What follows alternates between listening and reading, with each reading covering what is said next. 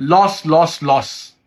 जी हाँ इन्वेस्टर्स, मैं कैसे लॉस के बारे में बता रहा हूं जो आप हर साल बेयर करते हैं और सालों से बेयर करते आ रहे हैं।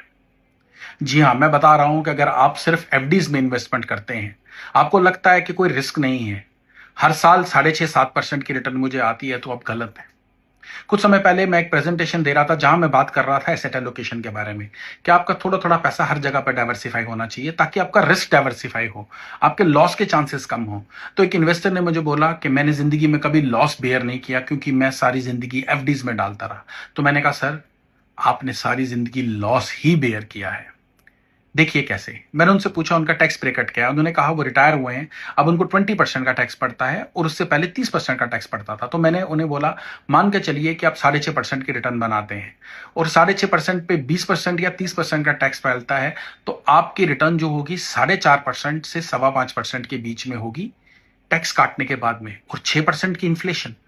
यानी कि हर साल आपने बैंक में पैसा डाला तो पोस्ट टैक्स मान लीजिए आपको 5% की रिटर्न मिली, इन्फ्लेशन 6% की थी, आपके हाथ में -1% आया। तो 1 लाख लगाया और 99,000 वापस आए और अपनी पीठ थपथपाई कि यार बहुत अच्छा काम किया है।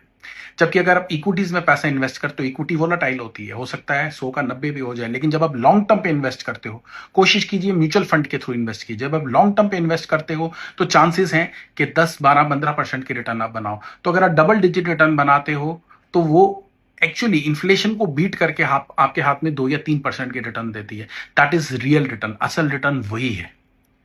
और ये रिटर्न जब कंपाउंडिंग पे 3-3% ओवर द टाइम फैलती है तो वो आपके लिए वेल्थ क्रिएट करती है।